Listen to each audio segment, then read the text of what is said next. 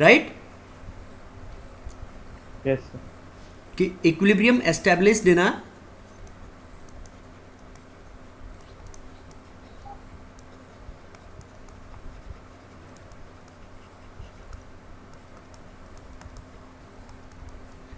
इन ionic reactions. जो ionic reactions में equilibrium establish होगा उसको हम आयनिक इक्विलिब्रियम बोलेंगे बेटा। अब उससे हम दो चीज़, आयंस कहाँ पे आएंगे अपने पास? तो सभी जो जितने भी सब्सटेंसेस हैं अपने पास, उन सब्सटेंसेस को हम टू कैटेगरीज के अंदर क्लासिफाई करते हैं। एक तो नॉन इलेक्ट्रोलाइटिक सब्सटेंस,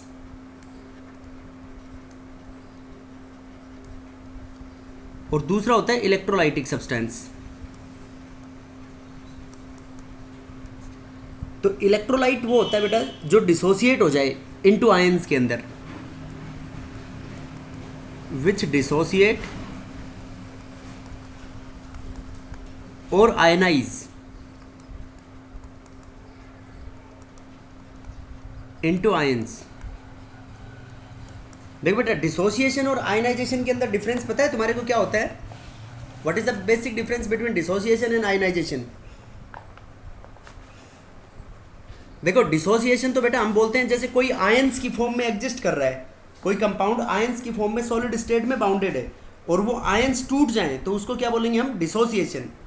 और कोई भी कंपाउंड आयन की फॉर्म में नहीं है और उसके अंदर आयनाइजेशन, मतलब कोवेलेंट बॉन्ड आयंस के अंदर ब्रेक हो, उसको बोलते हैं आयनाइजेशन। जैसे सॉलिड NaCl है, तो NaCl के अंदर हम ये कह सकते हैं नमक Na प्लस और Cl माइनस की फॉर्म में है ये सॉलिड स्टेट में भी। तो ये इसको हम पानी में डालेंगे, पानी में डालते ही ये डिसोसिएट हो जाएगा, तो इससे अपने पास बनेंगे Na plus aqueous plus Cl minus aqueous.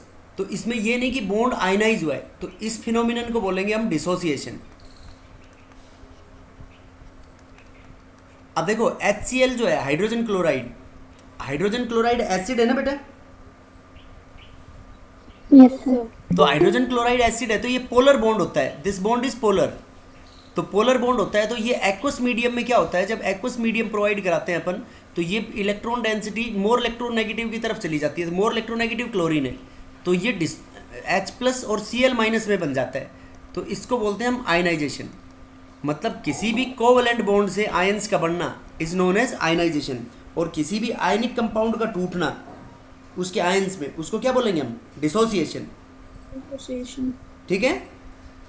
Yes sir. तो ये ionisation and dissociation one and all they are same. ये दोनों मतलब इन दोनों टर्म्स को कॉमनली यूज कर सकते हो तुम, लेकिन ये इसमें बेसिक डिफरेंस होता है डिसोसिएशन और आयनाइजेशन में। तो नॉन इलेक्ट्रोलाइट को क्या कह सकते हैं बेटा? जो आयंस के अंदर ना टूटे, which do not break into ions.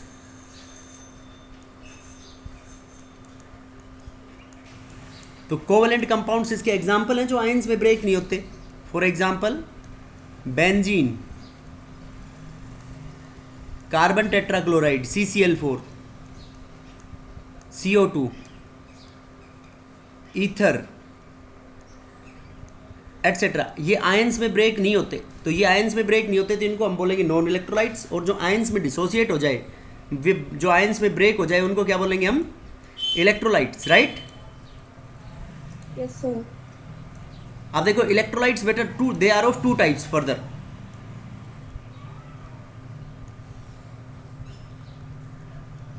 Electrolytes are further divided into two categories. एक तो स्ट्रॉन्ग इलेक्ट्रोलाइट्स होती हैं,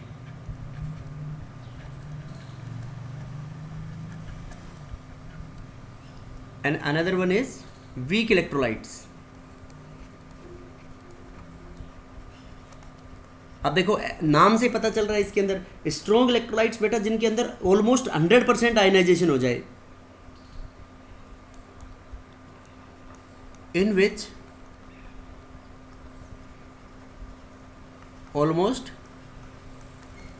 100% आयनाइजेशन और डिसोसिएशन अकर्स। जिसमें लगभग 100% आयनाइजेशन हो जाए, वो तो कौन सी होंगी बेटा? Strong electrolytes. और जिनके अंदर आयनाइजेशन कम हो, मतलब ये जनरली 10 की पावर -3 का ऑर्डर होता है इनका, जो K होता है। मतलब लेस देन इनका जो डिग्री ऑफ आयनाइजेशन होती है अल्फा, अल्फा 0.1 के आसपास होता है इनका। ठीक है बेटा, 0.1 मतलब 10% हो गया लगभग, 0.1 और 10%। तो जो वीकली डिसोसिएटेड हो उनको बोलेंगे हम weak electrolytes which are not 100% dissociated. जो 100% डिसोसिएट हो जाए वो तो स्ट्रॉन्ग इलेक्ट्रोलाइट्स, और जो 100% डिसोसिएट ना हो वो क्या होंगे बेटा, weak electrolytes, right. Yes, sir. अब देखो ये स्ट्रॉन्ग और जो वीक इलेक्ट्रोलाइट्स है, इसके स्ट्रॉन्ग इलेक्ट्रोलाइट्स के जितने भी एग्जाम्पल हैं, all strong acids, all strong acids. बताओ ऑल स्ट्रॉन्ग एसिड्स कौन कौन से होते हैं? HCl, all strong concentrated acids, acid, देखो बेटा ऑल स्ट्रॉन्ग एसिड्स के एग्जाम्पल बताओ। sulfuric acid, very good, sulphuric acid. और बोलो HCl, HCl। H2SO4, जब HCl है तो HCl, सल्फ्यूरिक एसिड H2SO4 एक ही बात होती है बेटा। HCl है तो HCl के नीचे HBr भी होगा, HBr है तो HI भी होगा, क्योंकि bond length top to bottom बढ़ती है ना, Yes, sir. तो बॉन्ड लेंथ बढ़ेगी तो जल्दी से डिसोसिएट हो जाएगा वो। उसके बाद HNO3, HNO3। और बताओ बेटा पर क्लोरिक एसिड भी होता है HClO4। All strong bases,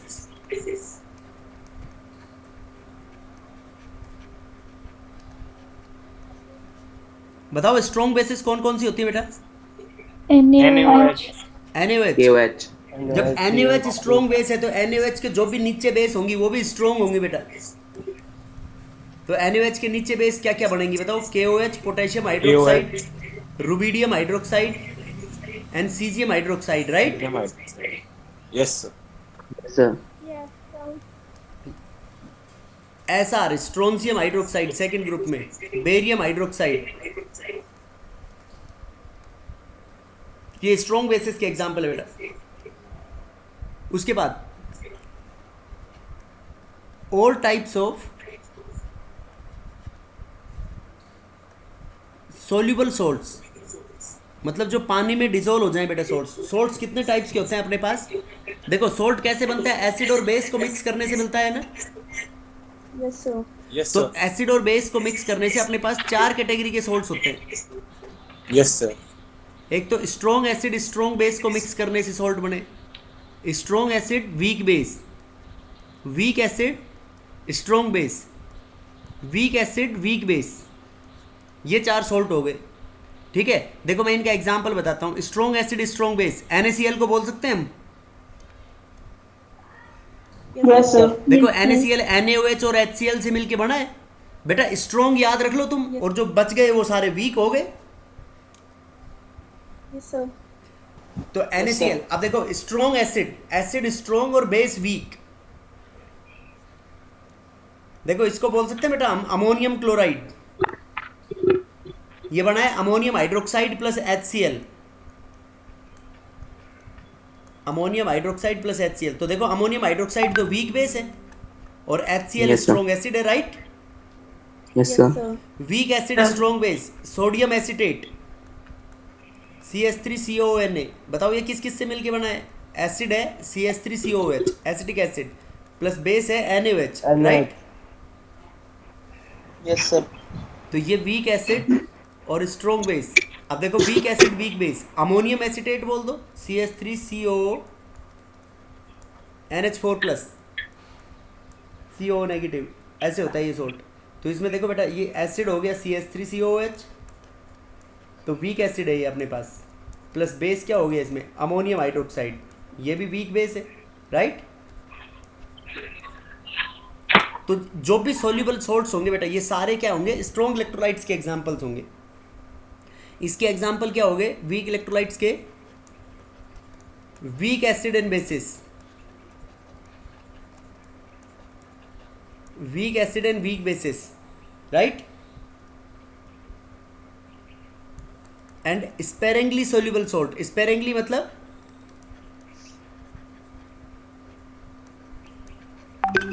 sparingly मतलब जो कम घुलते हैं बेटा। जिनके प्रिसिपिटेट बन जाते हैं ना यूजुअली, जैसे AgCl का, AgBr का प्रिसिपिटेट्स बन जाते हैं, नहीं बनते इनके? Yes, sir. AgI, barium sulphate etcetera, ये सारे सोल्ट्स स्पेरिंगली सोल्यूबल होते हैं। तो लेस सोल्यूबल सोल्ट्स, ये वीक इलेक्ट्रोलाइट्स के एग्जाम्पल होंगे। बोलो क्लियर है या नहीं? यहाँ तक कोई बात, कोई डाउट है किसी को? No, sir. No, sir. No, sir. समझ गए सब लोग? Yes, sir. Yes, sir. अब देखो नेक्स्ट,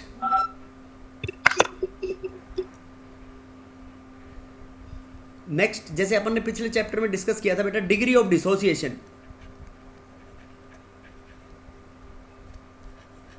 डिग्री ऑफ डिसोसिएशन और degree of ionization.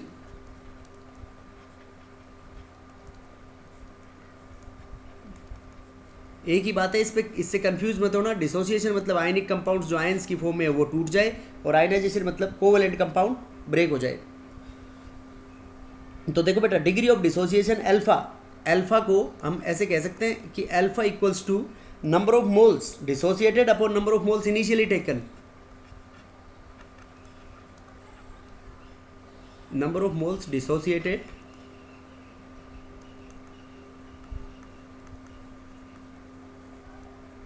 Upon number of moles initially taken, वो होगी उसकी degree of ionisation, right?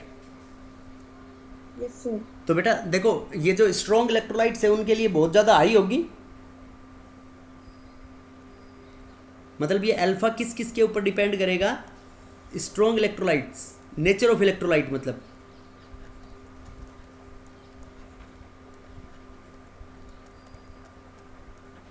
Strong electrolytes है तो अल्फा हाई होगा, और वीक इलेक्ट्रोलाइट्स है तो अल्फा कम होगा।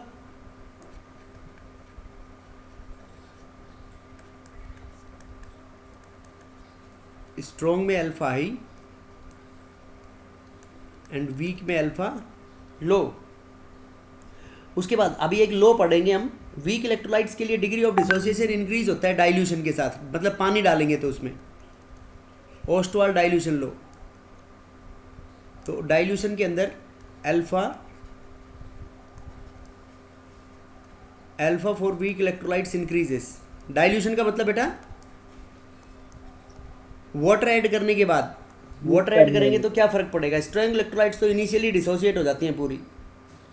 देखो टेम्परेचर का क्या रोल होगा बताओ? टेम्परेचर बढ़ेगा तो अल्फा बढ़ेगा घटेगा?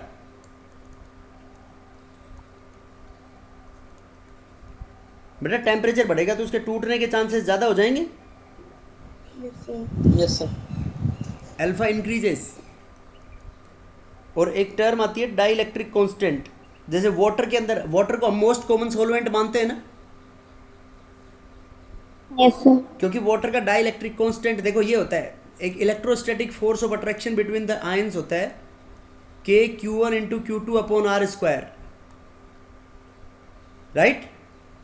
अब देखो बेटा K Yes, कॉन्स्टेंट sir. होता है तो K की वैल्यू होती है 1/4 पाई एप्सिलन नोट।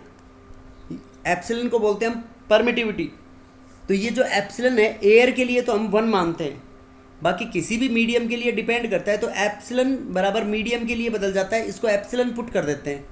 तो एप्सिलन वाटर के लिए क्या होता है? ये तो फ्री स्पेस के लिए ई नोट तो, और मीडियम के लिए क्या हो जाएगा? एप्सिलन।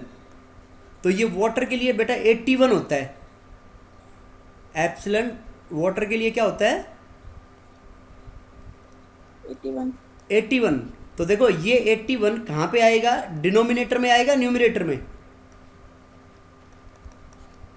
बेटा यहाँ देखो नीचे आएगा ना डिनोमिनेटर में, तो डिनोमिनेटर में 81 वैल्यू आ रही है, तो इलेक्ट्रोस्टैटिक फोर्स ऑफ अट्रैक्शन कम होगा या बढ़ेगा? वाटर डालने से कम होगा आयंस के बीच में। Yes, sir. Yes, sir. मतलब वाटर, नमक देखो, नमक सॉलिड तो का मेल्टिंग पॉइंट, बॉइलिंग पॉइंट बहुत हाई होता है, और नमक को पानी में डालते ही नमक डिजोल्व हो जाता है ना उसमें, Yes, sir. क्योंकि Yes, sir. Yes, पानी sir. क्या करता है? पानी नमक के बीच में, नमक में 2 आयंस हो गए Na+ और Cl-, तो Na+ और Cl- में से इलेक्ट्रोस्टैटिक फोर्स ऑफ अट्रैक्शन को 81 टाइम्स कम कर देता है। तो मैं ये कह सकता हूं कि हाई डाइलेक्ट्रिक कांस्टेंट होगा, जितना हाई डाइलेक्ट्रिक कांस्टेंट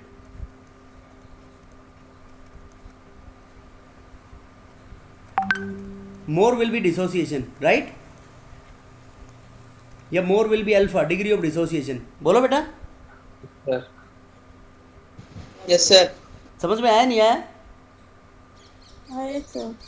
तो दोबारा बता दो। बेटा जैसे ये जो आयनिक कंपाउंड्स बनते हैं कैटायन और एनायन के बीच में इलेक्ट्रोस्टैटिक फोर्स ऑफ अट्रैक्शन से, ठीक है? तो कोई भी जो मीडियम होता है उस मीडियम की डाइलेक्ट्रिक कांस्टेंट की वैल्यू अलग अलग होती है। तो जितनी ज़्यादा हाई होगी के की वैल्यू, के बराबर होता है 1/4 पाई एप्सिलॉन नॉट। तो देखो ये एप्सिलॉन की वैल्यू जितनी ज़्यादा होगी तो इलेक्ट्रोस्टैटिक फोर्स ये डिनोमिनेटर में आएगा, तो डिनोमिनेटर में आएगा तो इलेक्ट्रोस्टैटिक फोर्स ऑफ अट्रैक्शन इतने कम हो जाएंगे। Yes sir. तो जितने इलेक्ट्रोस्टैटिक फोर्स ऑफ अट्रैक्शन कम होंगे तो वो जल्दी से टूट जाएगा, जल्दी से डिसोसिएट हो जाएगा। इसलिए तो वाटर के अंदर, वाटर को हम यूनिवर्सल सॉल्वेंट नहीं बोलते हैं। Yes sir. Yes, sir. तो वाटर को क्यों बोलते हैं यूनिवर्सल सॉल्वेंट? क्योंकि वाटर के अंदर जल्दी से डिसोल्व हो जाते हैं ये सारे, इसलिए यूनिवर्सल सॉल्वेंट बोलते हैं उसको। Yes, sir. Yes sir. उसके बाद एक ये बाद में पढ़ेंगे हम, ये बहुत इंपॉर्टेंट बात है, ये जो मैं इसको रेड से लिख रहा हूँ कि presence of other solute.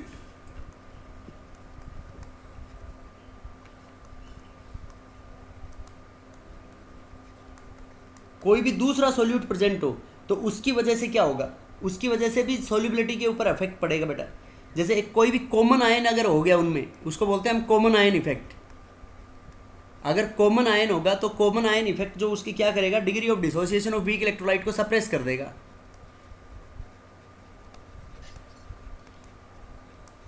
Degree of dissociation of weak electrolyte को डिक्रीज कर देगा ये। देखो कैसे, ये जो रेड से मार्क किया बेटा, ये चार तो शुरू में आगे होंगे ना, ये तो समझ में चार हो। Yes, sir. देखो ये सेकंड तो अभी डिस्कस कर रहे हैं हम, डाइल्यूशन का तो क्या रोल होगा। देखो ये कॉमन आयन इफेक्ट है, इसको बाद में डिस्कस करेंगे, मैं थोड़ा सा बताता हूँ तुम्हारे को। मान लो एसिटिक एसिड है, एसिटिक एसिड वीक इलेक्ट्रोलाइट है ना बेटा, Yes, sir.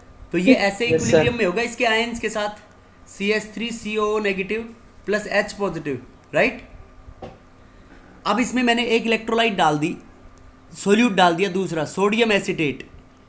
तो देखो सोडियम एसिटेट तो सोल्यूबल सोल्ट है, तो ये सोल्यूबल सोल्ट है तो पूरी तरीके से डिसोसिएट हो जाएगा 100%। तो इससे क्या बनेगा, CH3CO negative Na positive, right? Yes, sir. अब देखो बेटा ये आयंस क्या हो गए, ये आयन कॉमन हो गया ना दोनों में। Yes, sir. तो ये आयन जब कॉमन हो गया तो प्रोडक्ट की कंसंट्रेशन बढ़ गई। अब प्रोडक्ट की कंसंट्रेशन बढ़ गई तो ली चटलियस प्रिंसिपल के अकॉर्डिंग ये इक्विलिब्रियम बताओ बैकवर्ड डायरेक्शन में शिफ्ट होगा या फॉरवर्ड में? बैकवर्ड। बैकवर्ड में शिफ्ट हो जाएगा। तो बैकवर्ड में शिफ्ट होगा तो degree of dissociation weak electrolyte की डिक्रीज होगी या नहीं होगी? Yes, sir. Yes sir. बोलो बेटा, अरे बोलो, Yes, sir. समझ में आया नहीं आया? Yes, sir.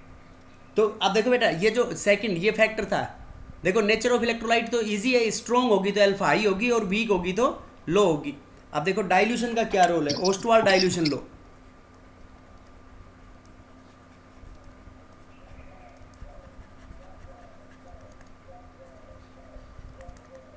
ये ओस्टवाल डाइल्यूशन लो बेटा डिग्री ऑफ डिसोसिएशन एक्सप्लेन करने के लिए काम में लिया जाता है, किसकी? ओनली फॉर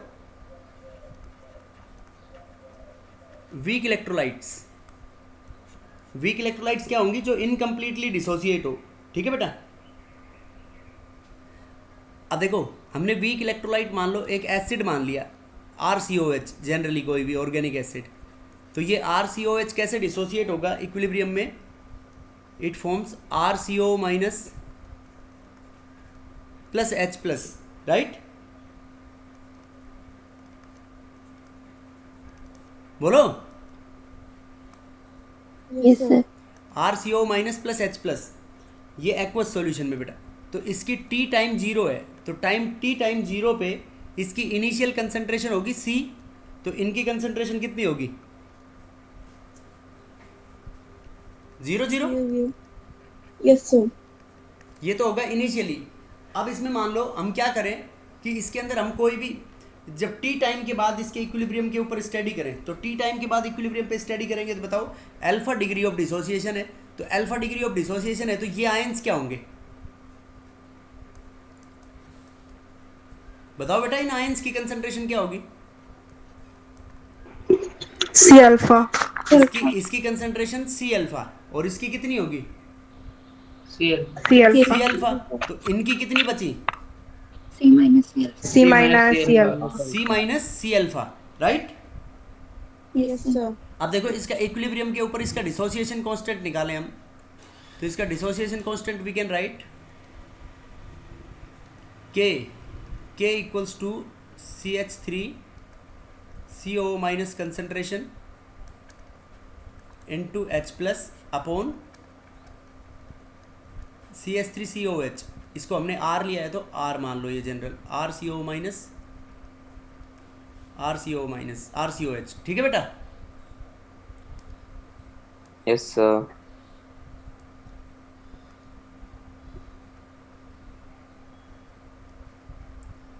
अब देखो RCO माइनस की कंसंट्रेशन होगी अपनी C alpha into C alpha upon C minus C alpha, तो C कॉमन आके कट जाएगा इसमें से, तो C कॉमन आके कट गया तो ये क्या बच जाएगा यहाँ पे C alpha square upon 1 minus alpha. Yes और नो? Yes, sir. बोलो बेटा, क्लियर है या नहीं बात? Yes, sir. Yes, तो sir. C तो कैंसिल हो जाएगा ना, अल्फा स्क्वायर अपन बेटा 1 C एक माइनस। कैंसिल होगा ना, तो यहाँ पे C स्क्वायर अल्फा स्क्वायर हो गया, यहाँ पे एक लो Yes, sir. ये C स्क्वायर, तो एक C कॉमन लिया तो एक C से तो एक ही C कटा ना, Yes, C alpha square upon 1 minus alpha. अब देखो अगर अल्फा जो है कंसंट्रेशन इंक्रीज होगा तो यहाँ से ये बताओ अल्फा क्या होगा? देखो मतलब बहुत वीक इलेक्ट्रोलाइट है, मान लो फॉर वेरी वीक इलेक्ट्रोलाइट्स के लिए अल्फा कम होगा बेटा। Yes sir. Alpha is less, तो बहुत कम को 1 में से घटाएंगे तो 1 माइनस अल्फा को अप्रोक्सीमेटली इक्वल टू 1 के पुट कर सकते हैं हम।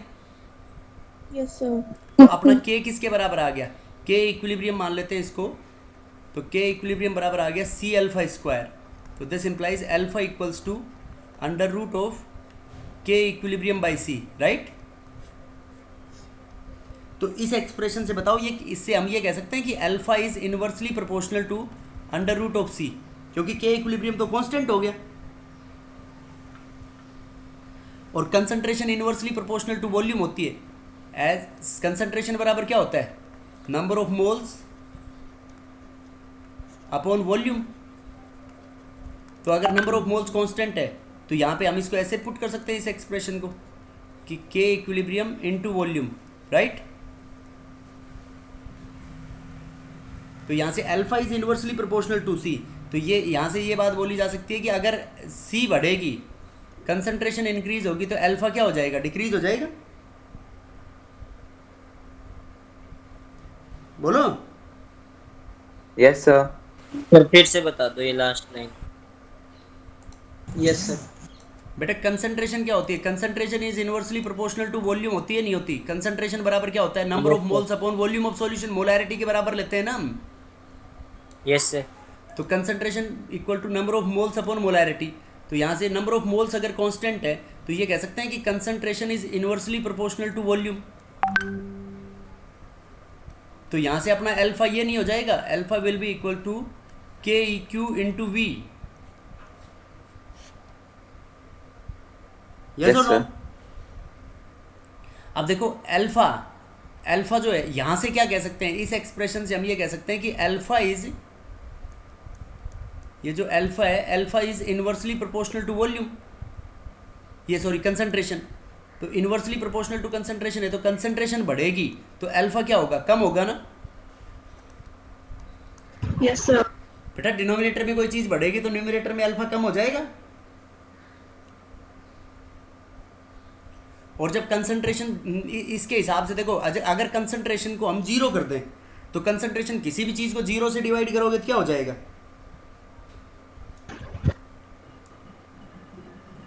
बेटा किसी भी चीज को 0 से डिवाइड करते हैं तो नॉट डिफाइंड आता है ना, इनफाइनाइट।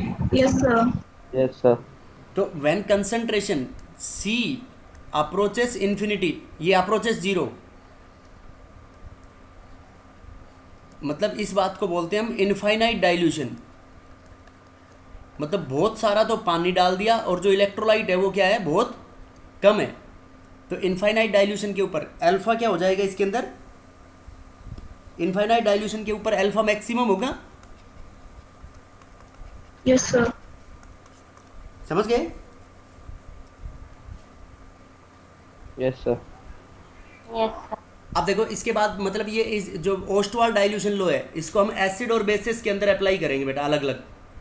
ये जैसे हमने जनरली एसिड का ही एग्जांपल लिया था, अब वीक एसिड और वीक बेसिस, तो एसिड और बेसिस को क्लासिफाई करते हैं हम 3 कैटेगरीज के अंदर। अभी तक तो तुमने पढ़ा होगा एसिड और बेसिस, ये जो H+ देते हैं वो एसिड और जो OH- देते हैं वो बेस। Yes sir. तो देखो फर्स्ट कंसेप्ट है Arrhenius concept.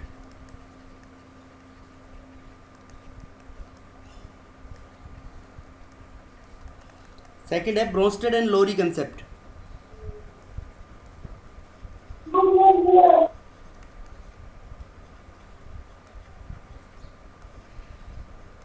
Arrhenius concept, Bronsted Lowry concept and Lewis concept.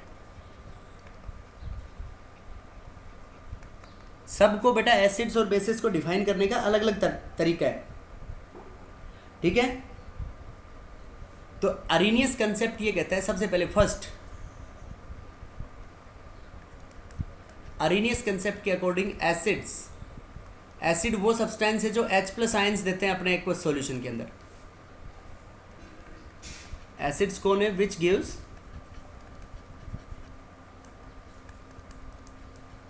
H+ ions in there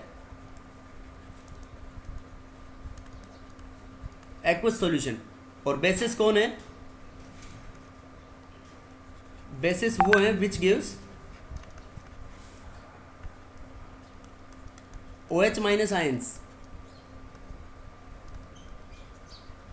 in their aqueous solution. जो अपने एक्वस सॉल्यूशन में OH- आयंस देते हैं उनको क्या बोलेंगे हम? बेसिस। और जो H+ आयंस देंगे उनको क्या बोलेंगे? एसिड्स। Acids. अब देखो एग्जांपल ऑफ एसिड्स, देखो HCl H+ देता है, HCl H2SO4 H3PO4 एटसेट्रा, ये सभी अपने एक्वस सॉल्यूशन में H+ आयंस देते हैं ना बेटा। Yes, sir. अब Yes, देखो sir. अगर एक H+ आयंस दे तो फिर इसमें एसिड्स की भी अलग अलग कैटेगरी बन सकती है। जो एक H+ आयन दे वो तो क्या हो गया? Monobasic.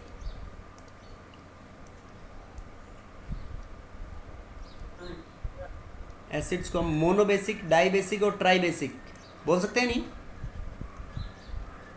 Yes, sir. Monobasic, dibasic, tribasic. एक एसिड कितने H+ दे सकता है वो उसकी बेसिसिटी होती है।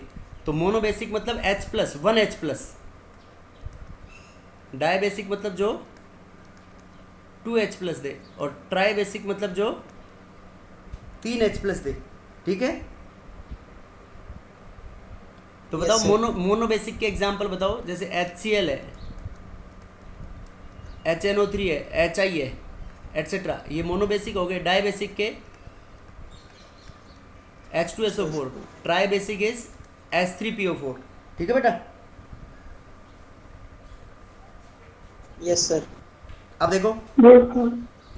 बेसिस, बेसिस भी ऐसे हो जाएंगे, डिफाइन कर देंगे हम उनको, मोनो एसिडिक, डाई एसिडिक और ट्राई एसिडिक। मोनो एसिडिक मतलब एक बेस कितने OH- दे सकता है वो उसकी एसिडिटी होती है। Di acidic base and tri acidic base, tri acidic, tetra acidic. बताओ mono acidic, NaOH mono acidic का एग्जांपल है।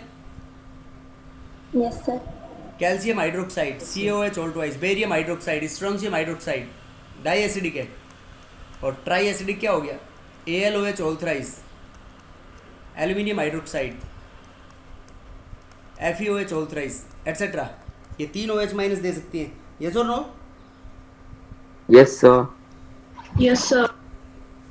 Yes sir.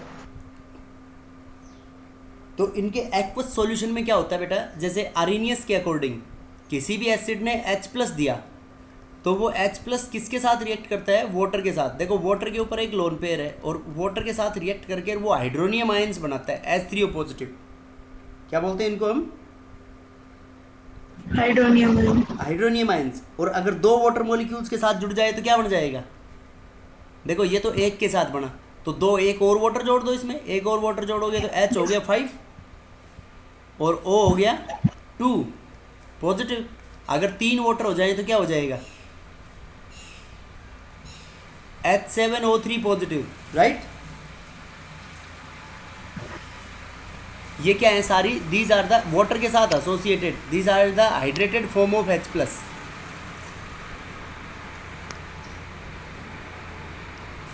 Hydrated H plus water के साथ एसोसिएटेड को क्या बोलते हैं हम? Hydrated H plus. समझ गए बेटा?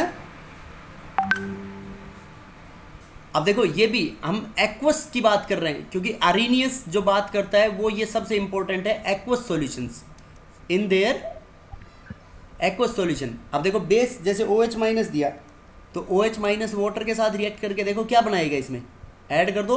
H क्या, H कितने हो गए इसमें? 3 और O कितने हो गए? 2 और एक इस पे नेगेटिव चार्ज आ जाएगा। Yes, sir. ऐसे अलग अलग बना सकते हो, जैसे 2 वाटर के साथ जुड़ गया तो क्या हो जाएगा? एक और वाटर ऐड कर दो, H5O3 नेगेटिव। Yes, sir. 3 के साथ जुड़ जाएगा तो H3 2 5 2 7 H7O3 negative. O3 minus. Yes, sir. उसके बाद देखो आरिनियस के अकॉर्डिंग ये न्यूट्रलाइजेशन को, रिएक्शन को डिफाइन करता है बेटा। न्यूट्रलाइजेशन रिएक्शन को कैसे डिफाइन करता है आरिनियस? कि ये कहता है कि acid and base reacts in their aqueous solution to form salt and water.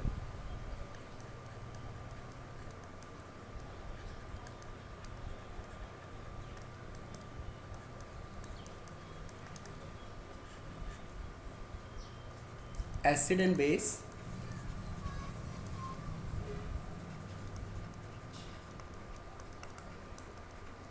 reacts in their aqueous solution to form salt and water। देखो जैसे NaCl और H2O रिएक्ट करेंगे तो क्या बनाएंगे बेटा? NaCl और H2O ये सॉरी NaOH प्लस HCl, बताओ। Water plus salt. वाटर बनाएंगे ना, जैसे 1 मोल ऑफ NaOH लिया हमने प्लस 1 मोल ऑफ HCl, तो देखो एक्वस सॉल्यूशन के अंदर लेंगे ये, तो एक्वस सॉल्यूशन के अंदर ये न्यूट्रलाइज हो जाएंगे and they form NaCl solid plus H2O, right. तो इसको न्यूट्रलाइजेशन रिएक्शन डिफाइन कर सकते हैं ना बेटा आरिनियस के अकॉर्डिंग? Yes, sir. बोलो। अभी तो जैसे तुमने ये पढ़ा होगा पहले तो कि acids are bitter in taste, bases soapy in touch, ऐसे पढ़े होंगे ना इनके फैक्टर्स। Yes, sir. तो न्यूट्रलाइजेशन रिएक्शन क्या कैसे कहेंगे आरिनियस के अकॉर्डिंग? कि जिसमें हाइड्रोजन का आयंस, इसी रिएक्शन को मैं ऐसे लिख सकता हूँ कि H plus ions aqueous react with OH minus aqueous to form H2O। ये न्यूट्रलाइजेशन है या नहीं है?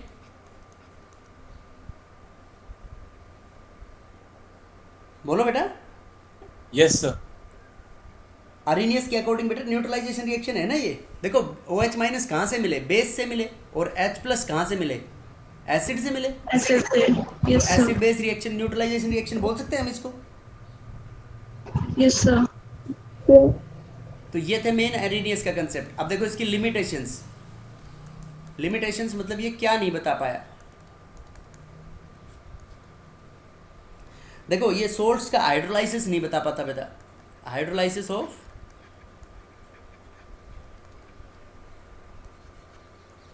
सोल्ट्स, कि सोल्ट्स हाइड्रोलाइज कैसे होते हैं। हाइड्रोलाइज का मतलब वापस सोल्ट से उसका रेस्पेक्टिव एसिड और बेस बनना।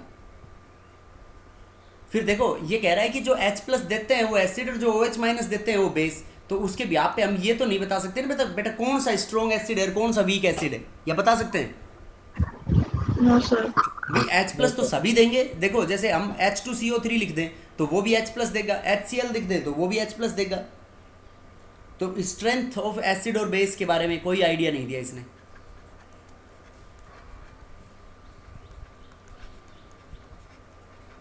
Strength of acid and base,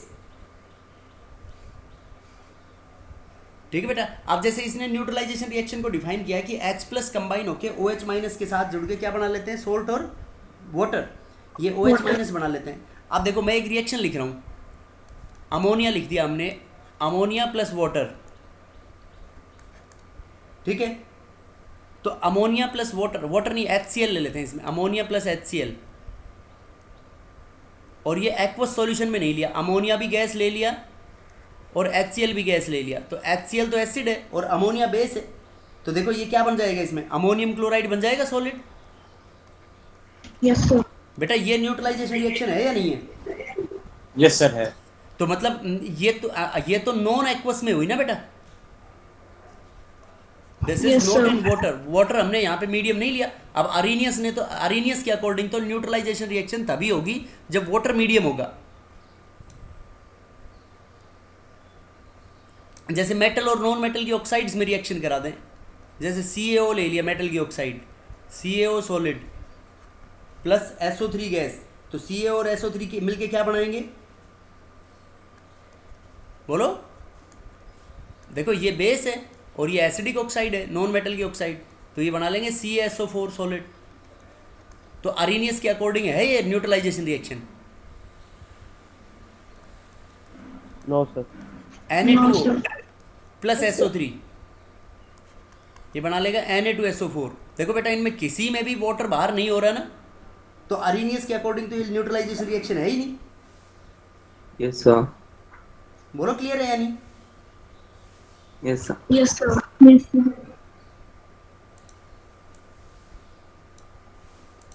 उसके बाद अनएबल टू एक्सप्लेन द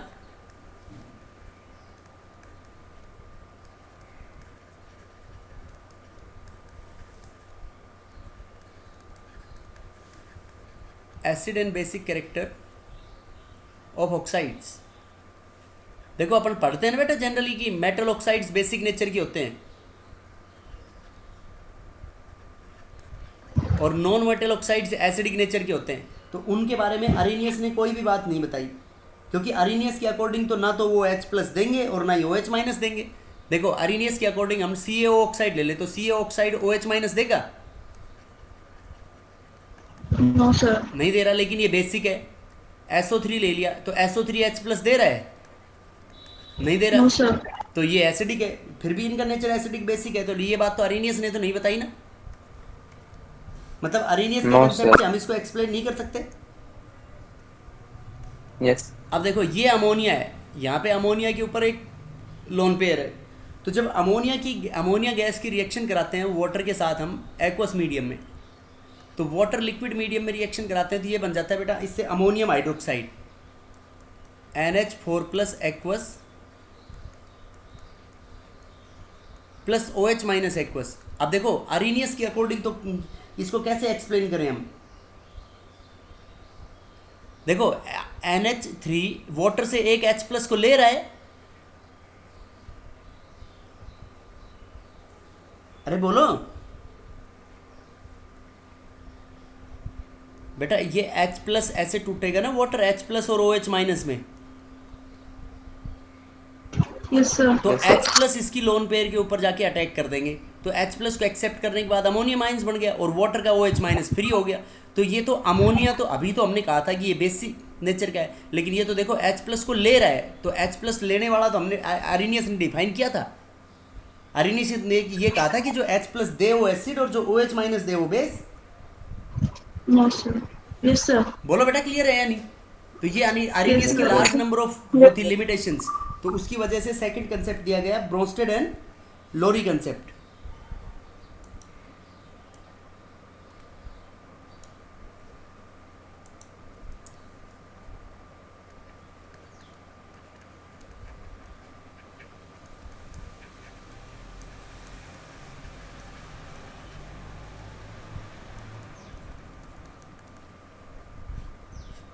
देखो बेटा ब्रोस्टेड और लोरी कंसेप्ट ये कहता है कि जो H प्लस दे वो तो एसिड और जो H प्लस ले वो बेस।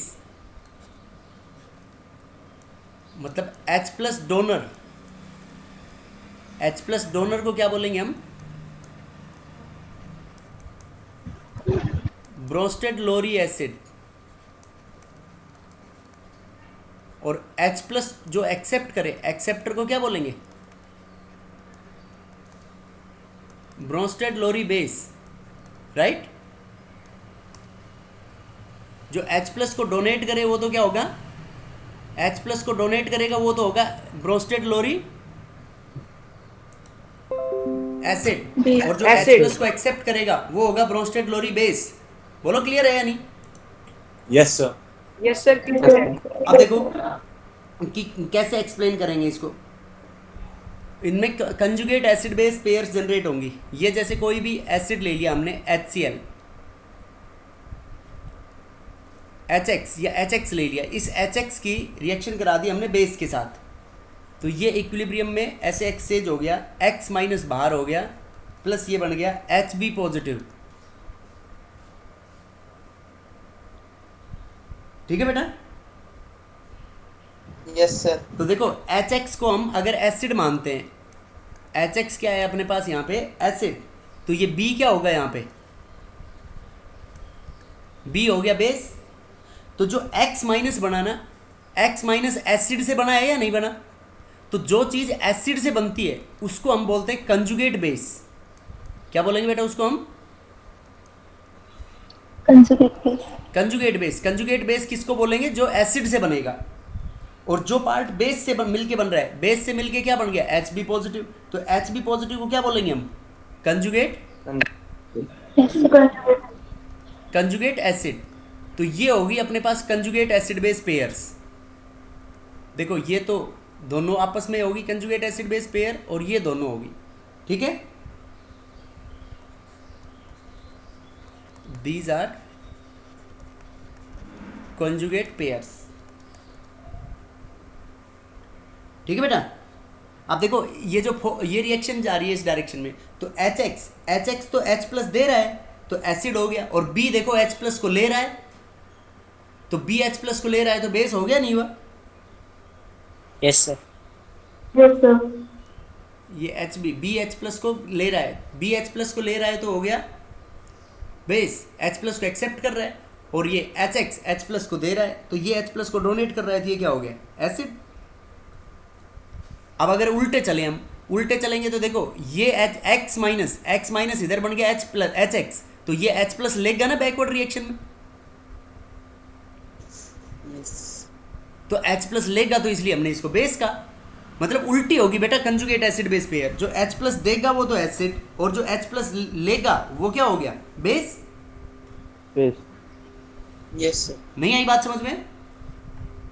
आइए सर। आगे अभी सर। आगे sir. H plus donor is a acid, और H प्लस एक्सेप्टर क्या होगा, बेस। बेस। तो बेस। देखो इसमें अगर और एग्जांपल लिखे अपन, जैसे HCl ले लिया हमने, तो HCl वाटर के साथ रिएक्शन कराएं हम, तो ये HCl एक्वस स्टेट में ऐसे रिएक्शन करता है, वाटर के साथ हाइड्रोनियम आयन बना लेंगे प्लस Cl माइनस, राइट। अब देखो HCl ने तो H प्लस दिया है ना बेटा अपना, क्योंकि Cl माइनस बना है, तो यहाँ पे HCl एसिड है, तो ये इसका Cl माइनस कंजुगेट बेस होगा या नहीं होगा? Yes sir.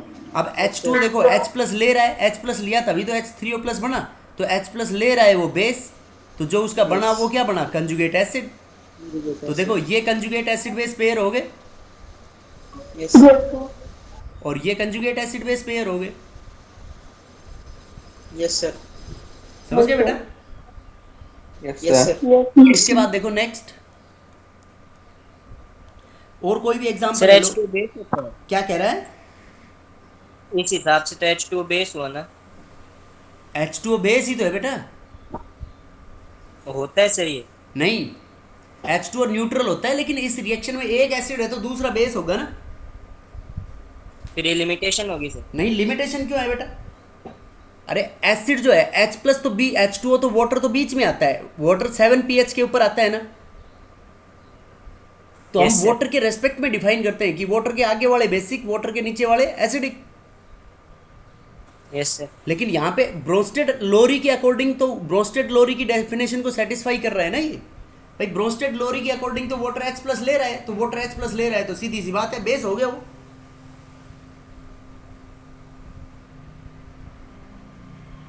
नहीं समझे? समझिए। देखो चलो Yes, कोई sir. आयन लेता हूं मैं, ये ले लिया CO3 2 माइनस, ये HCO3 minus, hydrogen carbonate ion है बेटा ये। तो HCO3 माइनस ने इक्विलिब्रियम में देखो ये दिया एक H plus plus CO3 2 minus, और हो सकता है कि ये एक H प्लस ले भी ले, तो ये एक H प्लस लेगा, तो ये एक H प्लस लेगा तो ये क्या बनाएगा H2CO3।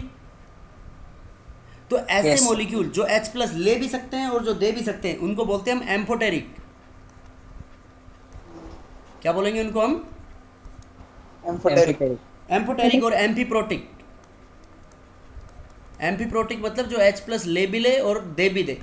तो देखो इसमें तो ये H प्लस दे रहा है, मैं ये ब्लैक से मेंशन कर रहा हूँ इसको, ये H प्लस दे रहा है तो मतलब ये तो हो गया एसिड और ये हो गया इसका कंजुगेट बेस। Yes sir. ये तो होगी ऊपर वाली रिएक्शन के लिए। अब देखो नीचे वाली रिएक्शन के लिए कैसे करेंगे। नीचे वाली रिएक्शन में H प्लस ले रहा है ना बेटे, यस सर। देखो नीचे वाली रिएक्शन में ये H प्लस ले रहा है, तो H प्लस ले रहा है तो ये किसकी तरह एक्ट करेगा? बेस की तरह। तो ये क्या बनेगा इसका? Conjugate acid. तो ये इसके कंजुगेट एसिड बेस पेयर हुए, तो एम्फीप्रोटिक हो गया ना, ये H प्लस ले भी सकता है और दे भी सकता है। बोलो क्लियर है या नहीं? Yes sir, Yes, clear sir. है। यस। अब देखो दूसरी बात, इसमें बहुत इंपॉर्टेंट बात बताने जा रहा हूं मैं, वो भी कि अगर एसिड स्ट्रोंग है, कोई भी पार्ट स्ट्रोंग है ना, स्ट्रोंग एसिड हो या बेस हो, तो उसका जो कंजुगेट पार्ट होगा वो वीक होगा हमेशा।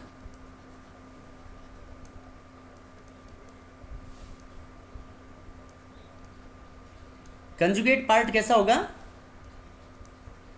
वीक। वीक। और अगर ये वीक है, कोई भी एसिड हो या बेस हो, ये वीक है, तो उसका कंजुगेट पार्ट क्या होगा? स्ट्रॉन्ग। स्ट्रोंग होगा।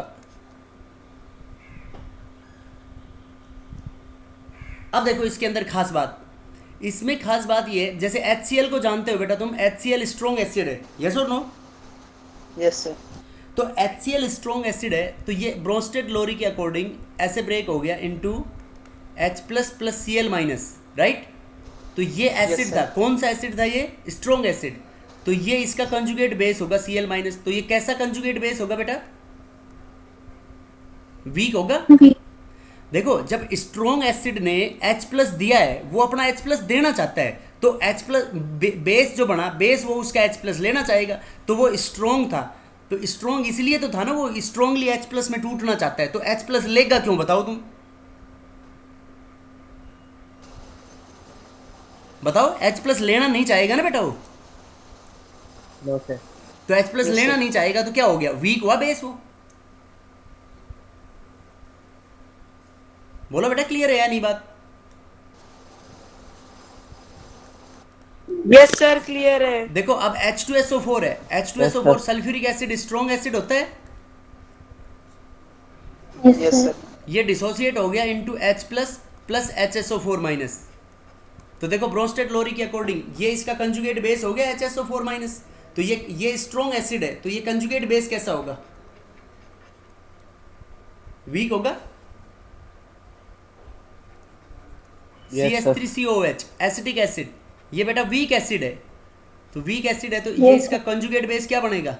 CH3CO negative plus H positive. Strong. तो ये वीक एसिड है, तो ये इसका हो गया कंजुगेट बेस। तो ये कंजुगेट बेस कैसा होगा यहाँ पे? स्ट्रॉन्ग होगा। स्ट्रॉन्ग। Yes sir. Strong. बोलो बेटा क्लियर है या नहीं है ये conjugate acid base pair? Yes sir. Yes, sir. तो देखो इसका क्या फायदा हुआ? इसका फायदा ये हुआ कि एक तो ये मतलब आयनिक स्पीसीज के बारे में बताता है,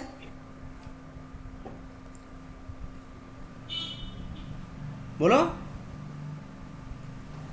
Yes, भाई। ये तो तुमने HCl के बारे में तो अरेनियस भी बता रहा था कि ये एसिड है, और अभी हमने ये बताया है कि ये कंजुगेट बेस है। देखो आयनिक स्पीसीज हो गया ना HSO4 माइनस, तो HSO4 माइनस Yes. अब H प्लस दे भी सकता है, तो H प्लस देगा तो SO4 2 माइनस बनाएगा, और एक H प्लस ले भी सकता है, H प्लस लेगा तो क्या बनाएगा? ये H2SO4 बनाएगा। Yes sir. तो इसका मतलब Yes, sir. एडवांटेज ये हो गया कि ये आयंस के बारे में बताता है।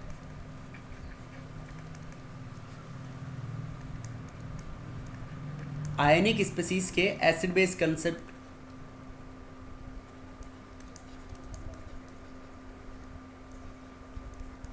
जो ब्रोंस्टेड लोरी है वो आयनिक स्पेसीज के एसिड बेस कंसेप्ट के बारे में बताता है बेटा, समझ गए? अब देखो ब्रोंस्टेड लोरी के अकॉर्डिंग, ब्रोंस्टेड लोरी अमोनिया को भी एक्सप्लेन करता है। देखो NH3 है, तो NH3 क्या करेगा बेटा, ये NH3 OH माइनस है NH3 के अंदर, नो सर। OH माइनस नहीं है, तो ये NH3 H प्लस के साथ रिएक्ट करेगा और H प्लस के साथ रिएक्ट करके क्या बनाएगा, NH4 प्लस। तो देखो ये बेस हो गया ना, फिर तो ये बेस हुआ, तो ये इसका क्या हो गया, कंजुगेट एसिड। तो ये बात देखो आर्हेनियस के अकॉर्डिंग नहीं बता सकते हैं, ये बता रहा है।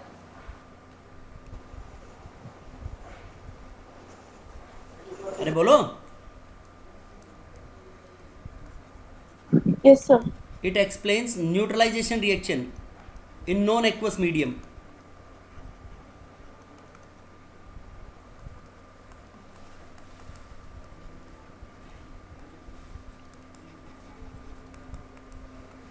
नॉन एक्वस मीडियम में भी न्यूट्रलाइजेशन रिएक्शन को एक्सप्लेन करता है इसके कंसेप्ट के अकॉर्डिंग।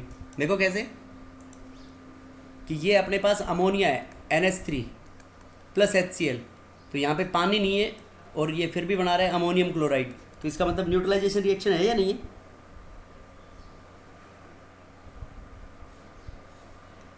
बोलो बेटा। है sir.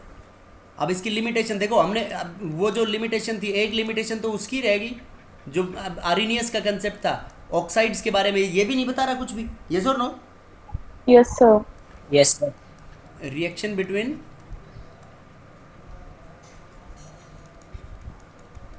Acidic and basic oxides, acid और बेसिक ऑक्साइड्स के बारे में नहीं बताता।